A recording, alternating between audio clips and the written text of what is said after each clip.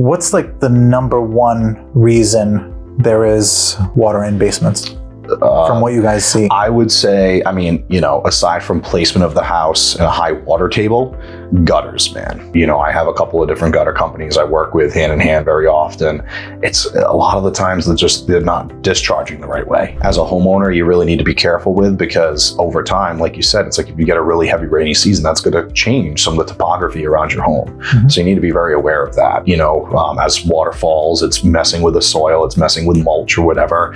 And sometimes it creates little streams. Sometimes it creates little pockets where little puddles are building up. You just have to be very aware of that. The carbon fiber is not a major part of doing the install. In fact, a lot of crack repair people don't even really use carbon fiber.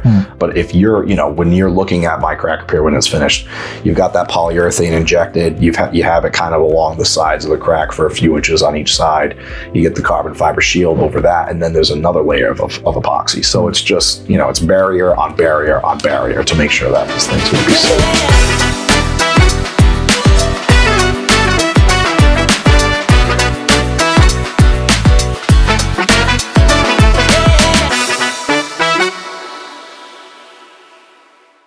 Welcome everybody, I am Kamil Sarji, the broker owner of Gold Door Realty, and this is Just 2 Minutes. Today I have Tanner. Tanner, you want to tell us about yourself? Yes, my name is Tanner Guimond. I'm the owner of a company called Green Home Solutions, where we specialize in making houses healthy again. So we do everything from basement waterproofing to mold remediation, radon mitigation, air duct cleaning, anything that can make a house, turn itself around and have a healthier life. So basically you just put a smile on a house. I try. I try to. Yeah. A metaphorical smile. Okay. That's good. Yeah. Homes like to smile. Indeed. They do. Yeah. But some they're just like... some of them just need to go to bed permanently. Wow. Okay. That does happen. I don't like to walk into those situations, but it does happen. Yeah. All right. So this show is called Just 2 Minutes, and it's basically just 2 minutes of random questions. Okay. And then we go into the topic for today. Okay. Are you ready? And go. Common question. What's your favorite color? Probably green. Green. So if you could use green hair dye on a dog, where would you go shopping with that dog? Anywhere. We live in 2024. Green-haired dogs should be acceptable everywhere. No specific place you would bring the green dog? To have it, I don't know. I'd say maybe I think it would be a hell of a place. Bringing my dog to a bar, maybe would have a lot of good conversations that night. I don't know. Okay. What's your favorite store? Oh, that's a tough question. That's tough, right? I don't know. Does it have to be an in-person store? Does it have to be one that I physically go to? If you say Hot Topics, I'm not going to judge you. I'm not a Hot Topic guy, actually. Never was, never will be, even though I love that kind of music. This is going to sound crazy. Dave's Marketplace. Wow, cool. Yeah. Okay. So what job would you do at Dave's Marketplace? If you could pick any job. Their pizza department looks like it's a good time. It really does. It looks like they have a lot of fun back there, so I think I'd try that. Agreed. Yeah. Do you think cave people made soup? I wouldn't be surprised. If they're in a cave, they've got rocks, and maybe the rocks are shaped as bowls, and maybe they figured out a thing or two. What kind of soup do you think they discovered first or made? I feel like it has to be some sort of bisque. I don't know why. Some sort of bisque, probably. Something heavy, hearty. That sounds about right. Elf or leprechauns? Elf. I was going to say elf, leprechauns. They're both green. It's elf. Funny that I put down elf. Yeah, that is actually really weird. I'd say elf. I like the magic, and I don't know. I think that'd be a little bit better of a bet. I don't know. Elf. Yeah. Cool. I think subconsciously I was looking at the green. You were thinking green, and Yep. There's so many crazy tricks, but synchronicities as well. Yeah. But anyways, aside from horsing around, Today I want to talk about water in basements, because water ends up in basements. Oh, yeah. What's like the number one reason there is water in basements? From what you guys see? I would say, I mean, you know, aside from placement of the house and a high water table, gutters, man. You know, I could tell you more often than not, you know, I have a couple of different gutter companies I work with hand in hand very often. It's a lot of the times they're not discharging the right way. You know, a lot of people think, okay, the gutters, they're fine if they're on the roof and they have a downspout, but if the downspout ends right in the corner of the building, you know, general rule of thumb is you want to keep any water from building up at least 10 feet away from the entire perimeter of the house. So very often when I go to a home and I see that they're having water entering the basement, the first thing we actually do is do an outdoor assessment, see if the gutters look okay. If they're not, we tell the client to go and reach out to a gutter company to fix that first. And then, I mean, everyone has a different temperament with the situation, right? Like if they're just done with the water in their basement, they might want to say, yeah, do the gutters and put a sump pump in at the same time. But I do like to do things in baby steps. I think it just makes sense if we can afford to. So yeah, I mean, gutters is like a number one thing that a lot of people just don't even think about. Yeah, I've seen that too. Like where it's not level, like it's aiming the other way. The water is going that way, and you're aiming I see that all the time. People don't realize that gutters don't have pressure to them. So when the water is falling down, it's just going with gravity. So if you have, you know, a 6-foot discharge line at the bottom of the downspout, but the discharge line's like this, that water's just building up in the corner and eventually going to break through and then cause more problems. I see that all the time. Yeah, horrible. Yeah.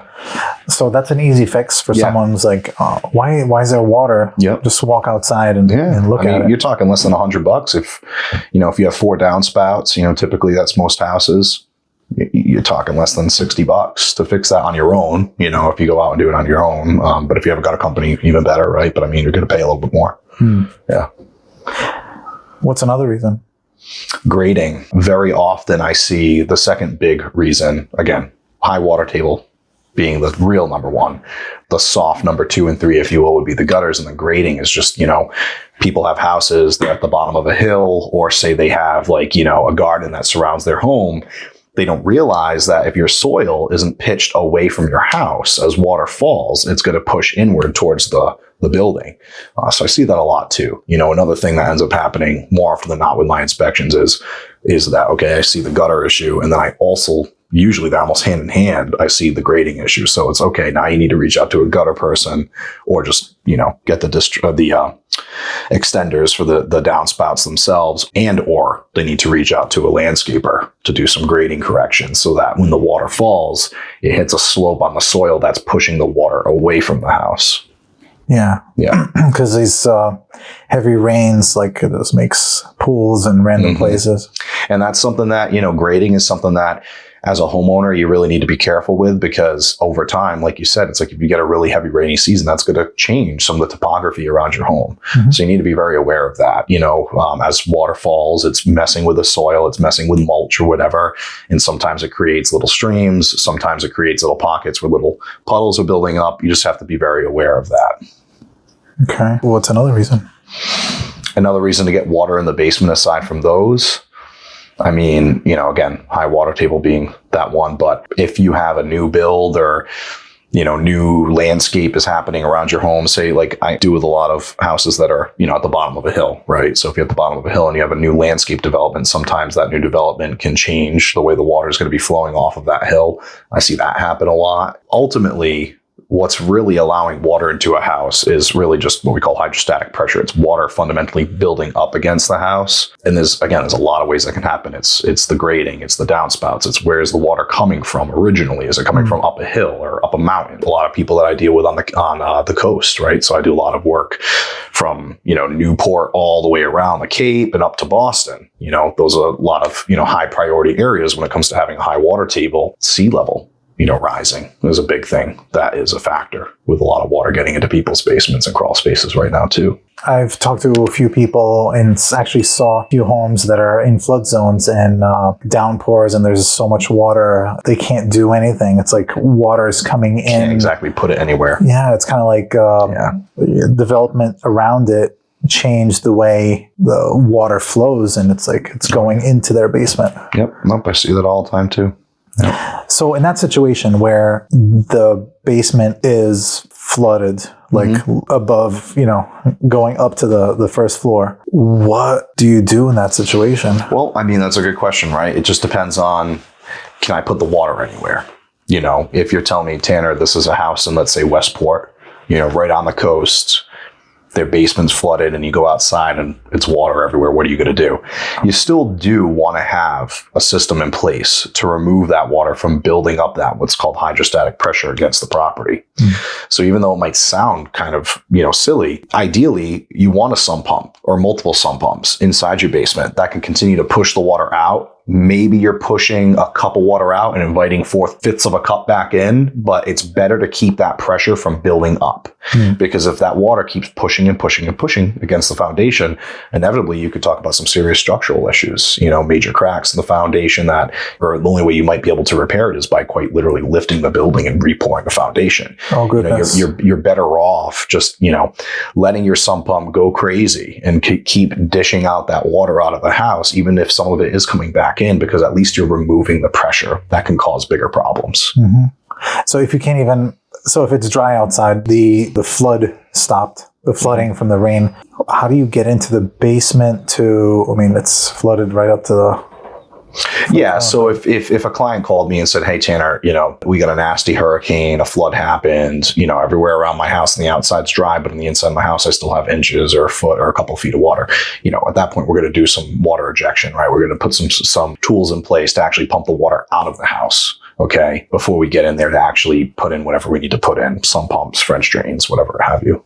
But if you can't get into the basement, do you break a window, the basement window, and throw a pump in there? You should be able to get into the basement. I mean, if it's all the way up to I'll tell you this.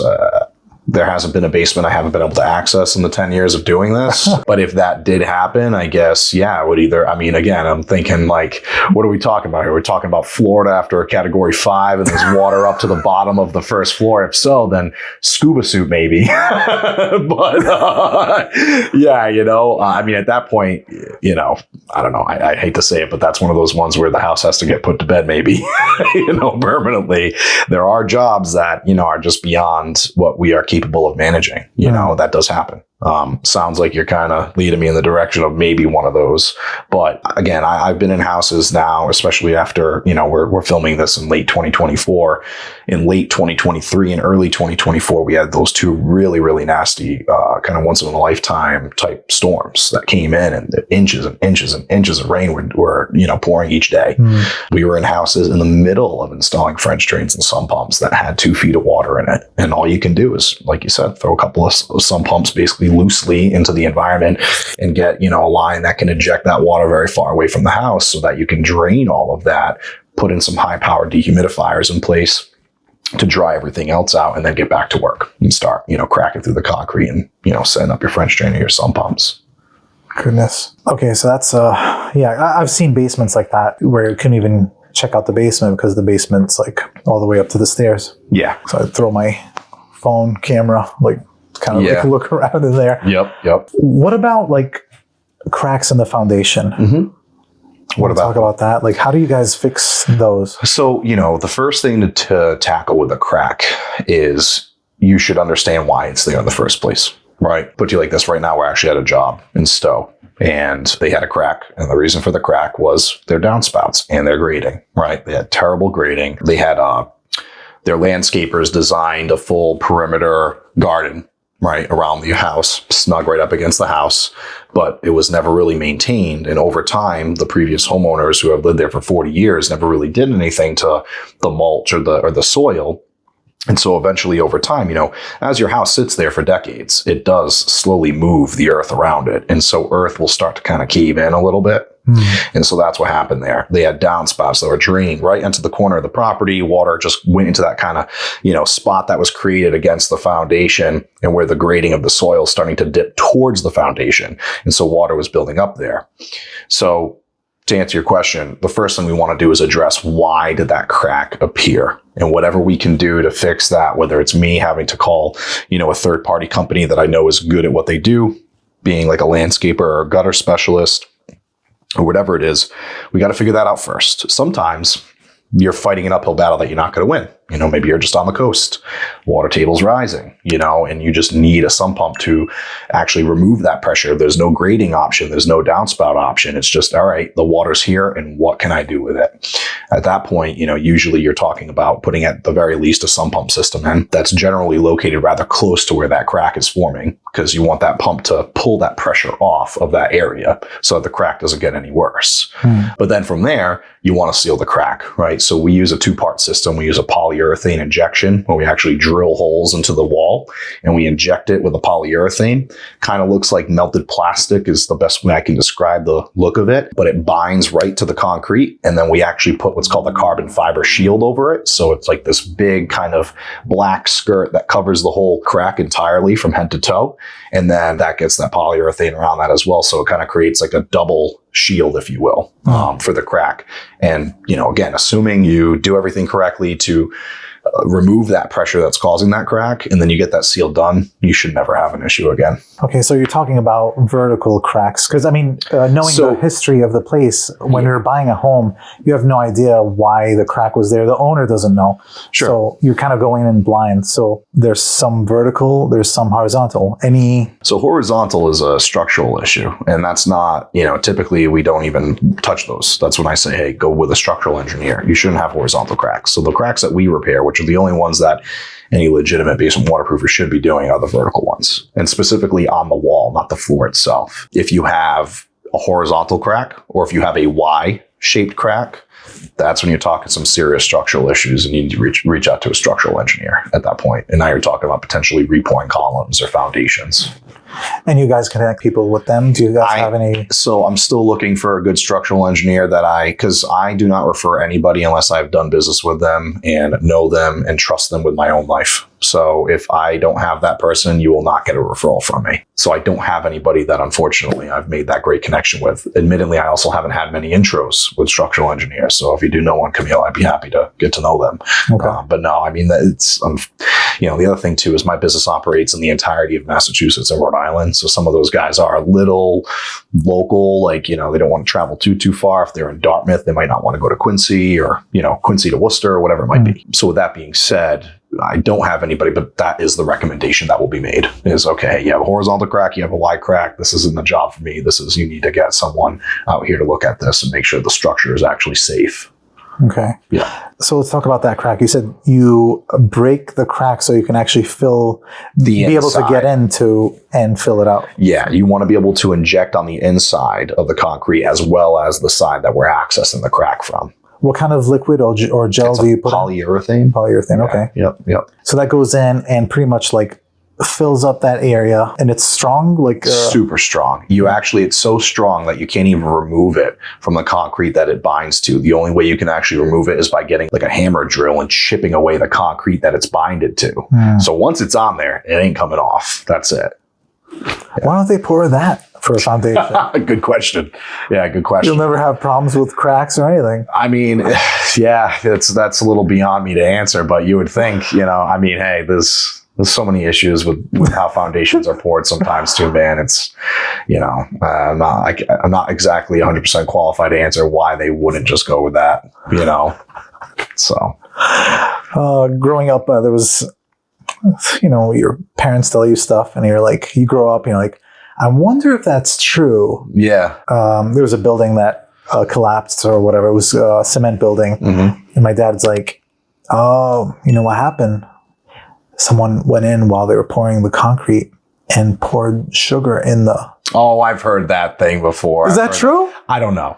I'm not 100% sure. I know that there are things that you can add to the mixture as it's poured that can both strengthen or reduce the strength of it. What those things are in particular, the only one I can think of offhand right now is something called pyrite, because there's a major issue with a couple of different builders in kind of the lower New England area, like Connecticut, Rhode Island, and Mass. I don't want to say who they are, but there are some builders out there that have had some pretty bad foundations poured because of a incorrect pyrite mixture, which has caused a lot of damage. You're talking houses that need to be lifted and have a completely new foundation poured.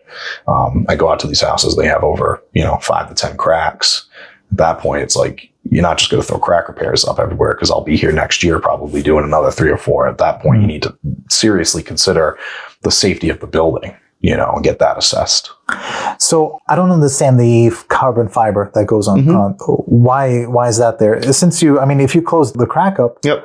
why? It's simply an additional layer of protection. That's all it is. So carbon fiber, the one we use in particular, it's like a sheet that rolls out, and it's like very, very thin woven thread. It's very durable. So it just adds an extra layer of protection when we're putting that epoxy over it. Plus, it kind of makes it look like a clean finish. If you don't put that carbon fiber up, you kind of just, again, it almost looks like Gorilla Glue in a way. So imagine having a crack with 7 feet with just Gorilla Glue all over it, and it doesn't look that nice. The carbon fiber kind of has a somewhat sleek appearance to it, and it just adds maybe an extra 10 to 15%, protection for you. Yeah. And it's cool, like when you're doing a home inspection, you're like, that's carbon fiber. Carbon fiber. Yeah, very cool. Exactly. Yep. I hope they did a good job behind it. Yeah. It looks cool on the outside, but who knows? Yeah. Again, the carbon fiber is not a major part of doing the install. In fact, a lot of crack repair people don't even really use carbon fiber. But if you're, when you're looking at my crack repair when it's finished, you've got that polyurethane injected. You have it kind of along the sides of the crack for a few inches on each side. You get the carbon fiber shield over that, and then there's another layer of epoxy. So it's just, it's barrier on barrier on barrier to make sure that this thing's going to be safe. Awesome. And work. So now it's waterproof on the inside. I'm assuming the crack is also on the outside. Yes. So that's why you inject it, so that polyurethane pushes through. As opposed to hiring an operator to come in and dig out the front of your house, we find that just pre-drilling holes up the column and then injecting the polyurethane all the way through. Listen, no one cares what it looks like under the soil on the outside. So if it's puffed up and fluffed up or whatever on the outside, that's fine. Okay. We know how much polyurethane we need to inject per foot to know that we're getting that polyurethane to go all the way through to the other side. In theory, let's say you had us do a crack repair and you did have someone come and dig out your foundation. You're just going to see it's going to look like a bunch of Gorilla Glue that's essentially popping through on the other side of the crack from the outside. Okay. Yeah. Wow. So you push a lot. It pushes all the way through. All the way. Okay. You need to. Yeah. So around the house, around the foundation, on the outside, what do you recommend people do? Like gravel and mulch? I mean, mulch is fine. Anything is, I don't really recommend gravel. If you put gravel right up against the foundation, I mean, granted, if you have good overhang from your roof line, if you have good downspouts and stuff, it's not that problematic. But putting gravel right against the edge of the foundation allows for all that water to wick right down. And then now it's building up pressure. So when you're looking at a foundation, there's something that they call a capillary break. Okay. So under the floor of the foundation, there's crushed stone, clay, sand, whatever it is. There's usually a little bit of space too there. It's like an air gap. It could be anywhere between sometimes a few inches to about a foot. That area is left open like that so that water can pass through and not create so much pressure instantaneously, right? So when you put that crushed stone around the foundation, you're inviting that water into that capillary break, and you're just basically allowing it to fill up faster and cause pressure quicker. So really what you want against your foundation is typical stuff, soil, mulch, all that stuff. But as long as it's grading away, you're looking at your house like a big box. You have soil against your house. You just want it to go away from the house on all sides. That's all. So you don't need anything special to do that. You can go with your typical landscape stuff, dirt, loam, whatever you want to call it, mulch. Someone has water in their basement. They call you guys, and what do you guys do? Like what's... So we do a free visual assessment. Okay. So we go out to the property. Typically, if you call my office for an inspection, me or my business partner or the inspectors here will be out there within 2 or 3 days. Once we get out there, we'll assess the property from outside to the end. So the first thing we always look at is what can I do or suggest on the outside that's going to help you prevent this from entering your home on the inside. And then we'll look at the inside of the house, figure out what we need to do from there. There's always a good, better, best with basement waterproofing, right? So maybe it does start with just a crack repair and the gutters and the grading for outside. Maybe we go with a full perimeter French drain. Maybe we put a French drain just along the wall where the water's coming in. Maybe we put encapsulation material up, which is like a vapor barrier that would go drape down your walls and drape down your floor. There's always kind of like a tiered system with how well you want your basement waterproofed. It's just, what is your situation that you're dealing with? If I get a guy that calls me and says, hey, listen, when it rains a few inches out, I get a tiny, tiny puddle in this one corner. Okay. And we check off everything like downspouts are fine, grading's fine, right? I'm going to say, okay, well then maybe you're in a high water table. We just have to manage this water that's already going to be invited here anyways, just as sump pump could do. right? But if I have another person that says, hey, I've got water in every single corner and I've cracks all the way through my floor, all over the place, that is when you need a full perimeter French drain. We find that the interior French drain, when you install French drain, for those people that don't know, French drains go underneath the fountain. The two different types is interior and exterior. Interior goes on the inside, right along the perimeter of the foundation, and then the exterior just goes right on the outside, but you have to dig up everything around your house. Okay. Exterior French drains fail pretty often. They fail every 10 to 15 years, and it's because they are exposed to the elements outside, versus interior French drains can last almost the life of the house, if not definitely the life of the house. Once they're in there, they're in there. The only thing they have to worry about is when the water comes in. Or replacing the pump. And all that, which is easy, right? Replacing a pump and stuff is easy, but no, these French drain systems, and the ones we use are great products. They're actually called great products, but it's GRATE. And they're made by the family that originally made French drains. And so we really think they're the best of the best. And so that's one thing that we do tell people, whether you're going with just a sump pump or the top tier of full encapsulation, sump pumps, French drain, everything, we're always going to recommend to go with their products, because when you're dealing with basement waterproofing issues, you really don't want to cheap out. So what if it's not from the outside? What if, like little Timmy story. Little Timmy used the bathroom, clogged it up. Yep. They're all heading out to go on vacation for the weekend. They come back. Oh my gosh, the basement's flooded. Then they don't need a sump pump or French drain or anything like that. So what do you guys do in that situation? So that's more of a disinfectant water mitigation job. So what we would do is if we come in and there's several inches or several feet of water, we pump that water out, and then we apply disinfectant in the area to make sure that no mold or bacteria grow. And then we have it tested to make sure that everything's fine. And at that point, if little Timmy just backed up the toilet, then that's an easy fix. But if little Timmy broke the toilet or, did something in the shower and knocked the pipe loose or whatever it might be, my gosh. Well, then, the first thing you're going to want to do is actually get a plumber in there and solve that part of it. And then we'll come in and be able to, mitigate. Yeah. Yeah. Goodness, that's a nightmare, walking into that after a vacation. Yeah, that has not happened to me, thankfully, but it's happened to a handful of people I know. So, no as clients, unfortunately. Yeah. So you guys deal with mold, because if that happens over the weekend, could mold have grown? Typically mold can grow within 48 hours. Yeah, so if Timmy did that on a Friday and they're back on that Sunday night and they call me on Monday, there's a high chance they might have a little bit of mold already growing. Yeah. Okay. So you empty the water and then you check it out and make sure there's no mold. Well, so no matter what, in a situation like that, you're going to want to empty the water, and then you are going to want to spray a disinfectant. We use something that's we use a product by Fiberlock, which is a company that does like fungicides and disinfectants and stuff like that. So we would apply that throughout all the surfaces that the water touched, especially because if it's toilet water, if he had gone to the bathroom in that, it's like, okay, now you're risking, bacteria everywhere. So we treat for that. And then we treat in the air as well. So we do this Fiberlock product will be sprayed on all the surfaces that the water touched. And then we spray another airborne disinfectant that gets introduced as kind of like a fine mist or like a fog, if you will. And that will fill up the area entirely like a cloud. And this will make sure that we didn't miss anything at all. Wow. Yeah. Do you have to leave the house when you do that?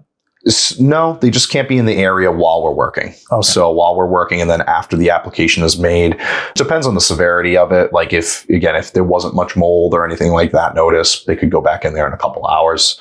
But if we went down there, say it was a finished basement and there's, mold going up 4 feet everywhere, then no, I'm going to tell them to stay out of there for 48 hours, because we're probably going to apply a little bit more of that product. Everything we do use is non-toxic to, humans, animals, and plants. Yeah. But it's just a precautionary measure to tell them, hey, you don't need to be down there, so just don't go down there while we're doing our thing. Wow. And you guys help with not only waterproofing a basement, but also with molds, because that happens with flood. Oh, yeah. Absolutely. All the time. Yeah. I would say mold is probably the bigger part of our business, because we don't just do, flooded basements. It's in kitchens, it's in bathrooms, it's in bedrooms, it's in ductwork, it's in attics. All the time. God, it's in attics everywhere. Yeah. People don't even know they have mold in the attic. Yeah. And a lot of times that's, not at the fault of the homeowner. It's actually, a lot of what I see is actually building code not standing the test of time. So a fun fact, my grandfather who raised me was a building official for 30 years. He owned a construction company as well. And, he'd be the first to tell you, listen, we think we know what we're doing. And then 15, 20 years later, we realized we didn't know what we were doing. I mean, that's just human civilization in general, right? Mm-hmm. But yeah, a lot of these things haven't stood the test of time. One of the funny things I point out to people and they look at me like I'm crazy is, having a bathroom exhaust fan. Mm-hmm. exhausting that into the attic was absolutely fine until about 10 years ago, not even. And then they were like, wait a minute, this is a problem. It's like, duh, of course it's a problem. You're, if you got a teenager running an hour and a half shower and they're just pumping all of that humidity up there, of course it's going to rot something. But for whatever reason, for decades, builders were like, yeah, it's fine. Don't worry about it. Again, it's like, I tell it to most people and people are like, well, that's common sense. You would think, but this is what it is. So I tell a lot of people that specifically with attics, when they're dealing with mold in an attic, it's not the contractor. It's not even the building official as the individual. Yeah. It's not the home inspector. It's nobody's fault. It's just, listen, like if this house is 30, 40, 50, 60 years old, it went through a series of updates with building design, and maybe some of those updates just didn't really fit together. They didn't really work together. I see that a lot as well.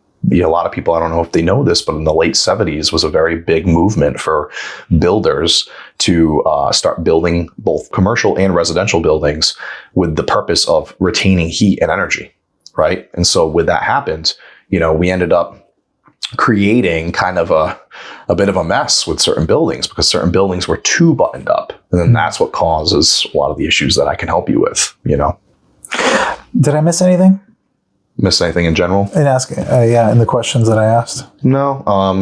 The only thing I don't really care too much. They can obviously go on our website, but just radon mitigation, would be the only one that I'd like to bring up or say something of, which I kind of said that earlier. So no, I'm good. I mean, if any of your realtors have, get flagged for radon, obviously have them just give me a call. We don't do the testing. So we always have Sam or another home inspector do that. But for the mitigation installation, we can do that. So real quick about that water radon, do you guys, radon in water, especially in well, do you guys have a solution for that? Radon in the water? Mm-hmm.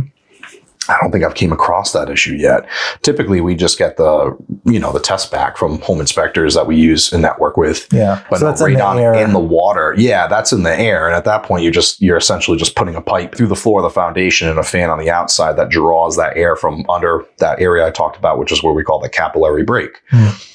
It pulls the air out of that space because that's where the radon's building up. And then it just exhausts it, vertically out of the house. We basically create a chimney for it. It's a 4-inch pipe that rides up along the side of the building or the corner of the building. And it goes up a few feet above the nearest window or doorway so that there's no risk of that gas coming back in. Mm. Yeah.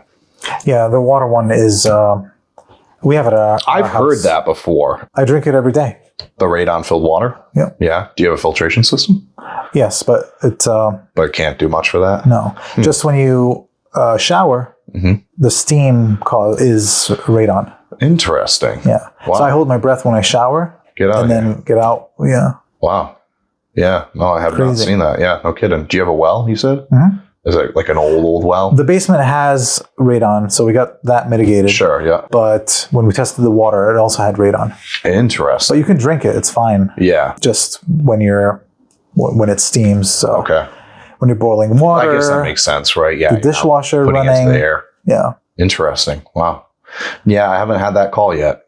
To be completely frank, I don't know if I'd even be suitable to handle that. I mean, probably water filtration company would. I mean, I would think that. Yeah, I would think that. But you are talking about a gas that's just probably, pushing right underneath the well. And so in theory, I would think you actually would want your own type of fan system to remove that. But I haven't tackled that one yet. Maybe next time we'll talk about that. I don't know. So how do people find you guys? So we're on Facebook, Green Home Solutions. We have a couple of different landing pages of North Attleboro, Hopedale, and Worcester, Massachusetts. They can go on there. Google's a great way. If you type in Green Home Solutions, we should be one of the first ones to pop up. If you type in mold remediation, we should be one of the first ones to pop up. Same with waterproofing. My information will be available to you and anyone in your office. So, you can always give me a call at my direct line, which is 401-744-4312. I am reachable by email, tanner.guimond@ghs.com. And that's pretty much it. Awesome. Thank you for stopping by. Thank you, Kamil. Appreciate you. Thank you. Thanks. My agent's got a squad. We all in the zone. In-house help, so they ain't doing it alone. They focus on clients, negotiating win, while the back end's hand 'em, man, that's how we spin. I hand 'em business, watch 'em all climb.